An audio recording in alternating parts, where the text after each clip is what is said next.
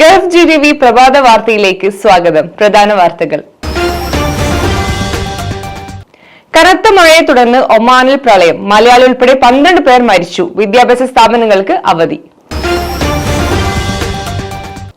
ദുബായിൽ മഴ എത്തി. ഇന്നും നാളെയും ശക്തമായ മഴയ്ക്കും ഇടിമിന്നലിനും സാധ്യത. അബ്ദുറഹീമിന്റെ മോചനം 3 മാസത്തോളം വൈകാം. കോടതി നടപടികൾ നീളും. സമൃദ്ധിയുടെ വിഷുക്കണി കണ്ട് പ്രവാസികളും. മാർച്ചിൽ 2 ലക്ഷം ഇന്ത്യൻ അക്കൗണ്ടുകൾക്ക് വിലക്കേർപ്പെടുത്തി എക്സ്. അൽ ഖലീജ് സ്ട്രീറ്റ് ടണൽ മണിക്കൂറിൽ 12,000 വാഹനങ്ങളെ ഉൾക്കൊള്ളാൻ 6 വരി തുരങ്കവുമായി ദുബായ്.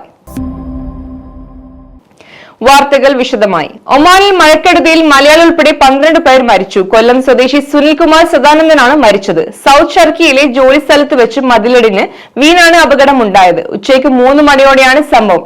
മെക്കാനിക്കായി ജോലി ചെയ്യുകയായിരുന്നു സുനിൽകുമാർ. ഒമാനിന്റെ വിവിധ ഭാഗങ്ങളിലും കനത്ത മഴയെ തുടർന്ന് ഞായറാഴ്ചയുണ്ടായ വെള്ളപ്പൊക്കത്തിൽ 12 പേർ മരിക്കുകയും കാണാതാവുകയും ചെയ്തു.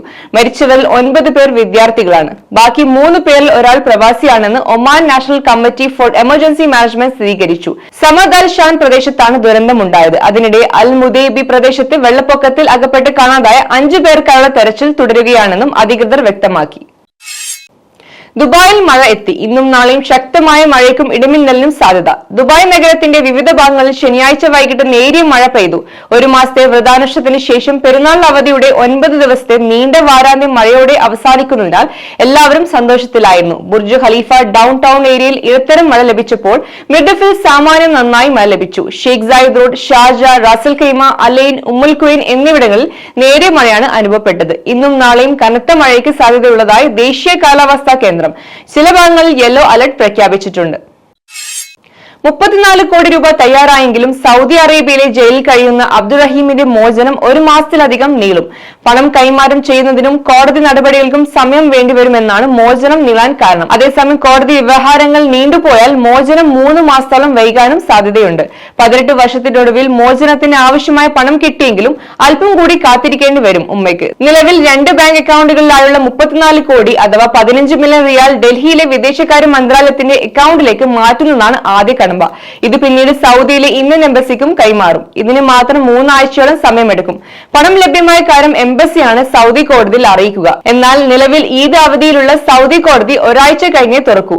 കോടതിയിലെ തിരക്ക് കാരണം ഹിയറിംഗ് വൈകാനാണ് സാധ്യത.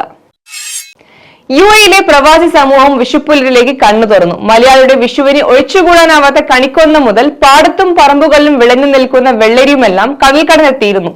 ഇവയെല്ലാം പോറ്റമ്മ നാടിന്റെ വീടുകളിലും കണിയായി മാറും ദിനമായിരുന്നു. തേച്ചൊരുക്കിയ ഓട്ടുരുളിയിൽ അരിയും നെല്ലും ഉപയോഗിച്ച് പാലും നിറച്ച് കൂടെ അലക്കിയ മുണ്ടും പൊന്നും വാൽക്കണ്ണാടിയും കണിവെള്ളരിയും കണിക്കൊന്നയും പഴുത്ത അടയ്ക്കയും വെറ്റിലയും കൺമഷി, ചാന്ത്, സിന്ദൂരം, നാരങ്ങ എന്നിവയും കിഴക്കോട്ട് തിരിയിട്ട് കത്തിച്ച നിലവിളക്കും നാളികേര പാതിയും ശ്രീകൃഷ്ണന്റെ വിഗ്രഹവും വെച്ചാണ് വിഷുക്കണി ഒരുക്കിയത്. മുൻകാലങ്ങളിൽ ഇവയൊന്നും പ്രവാസ ലോകത്ത് ലഭ്യമല്ലായിരുന്നെങ്കിൽ ഇന്ന് സൂപ്പർമാർക്കറ്റിലെത്തിയാൽ ഇവയെല്ലാം യഥേഷ്ടം ലഭിക്കും. ഇത് കിട്ടാത്തവർ ഉള്ള വസ്തുക്കൾ വെച്ച് കണി ഒരുക്കിയാണ് പതിവ്. ഇത്തവണയും ഒന്നിനും മുട്ടില്ലാതെ പ്രവാസികൾ വിഷു ആഘോഷിച്ചു.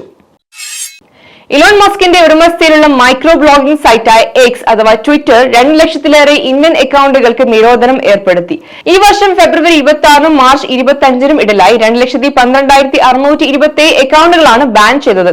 നിരോധിച്ച അക്കൗണ്ടുകളിൽ ഭൂരിഭാഗവും കുട്ടികളെ ലൈംഗികമായി ചൂഷണം ചെയ്യുന്ന ഉള്ളടക്കങ്ങളും സമ്മതമില്ലാതെ പങ്കുവയ്ക്കപ്പെട്ട നഗ്ന ഉള്ളടക്കങ്ങളും പ്രചരിപ്പിച്ചവയാണെന്നാണ് റിപ്പോർട്ടുകൾ.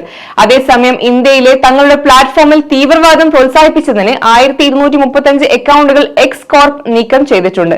ഫെബ്രുവരി 26 മാർച്ച് 25 ഇടയിലായി കമ്പനിയുടെ പരാതി പരിഹാര സംവിധാനത്തിലൂടെ 5158 പരാതികൾ ലഭിച്ചതായി IT നിയമം അനുസരിച്ച് പുറത്തിറക്കിയ പ്രതിമാസ റിപ്പോർട്ടിൽ എക്സ് അറിയിച്ചു. പരാതികൾ പരിശോധിച്ചതിന്റെ അടിസ്ഥാനത്തിൽ 86 അക്കൗണ്ടുകൾ കമ്പനി വിലക്കുകയും ചെയ്തിട്ടുണ്ട്. ദുബായിൽ ഇരു ദിശകളിലുമായി മണിക്കൂറിൽ 12,000 വാഹനങ്ങളെ ഉൾക്കൊള്ളാൻ കഴിയുന്ന 1.6 കിലോമീറ്റർ നീളമുള്ള 6 വരി തുരങ്കം നിർമ്മിക്കാൻ Dubai road and transport authority കരാർ നൽകി. ദേറയിലെ ഇൻഫിനിറ്റി പാലത്തിന്റെ റാം മുതൽ അൽ ഖലീജിന്റെയും ഖൈറോ സ്ട്രീറ്റിന്റെയും ജംഗ്ഷൻ വരെ നീളുന്ന ഈ തുരങ്കത്തിന് അൽ ഖലീജ് സ്ട്രീറ്റ് ടണൽ എന്നാണ് പേരിട്ടിരിക്കുന്നത്. Abu Hail, Al Wuheida, Al Mamzar, Dubai airline, Dubai waterfront market, Al Hamriya തുരങ്കം എന്നിവിടങ്ങളിലേക്കുള്ള കണക്ടിവിറ്റി വർദ്ധിപ്പിക്കുക എന്നതാണ് ഈ തുരങ്കത്തിന്റെ ലക്ഷ്യം. ദുബായ് കിരീടാവകാശിയും ദുബായ് എക്സിക്യൂട്ടീവ് കൌൺസിൽ ചെയർമാനുമായ Sheikh Hamdan bin Mohammed bin Rashid Al Maktoum ഈ പദ്ധതിയുടെ മേൽനോട്ടം വഹിക്കുന്നു. ഇതോടെ വാർത്തകൾ കഴിഞ്ഞു. നമസ്കാരം.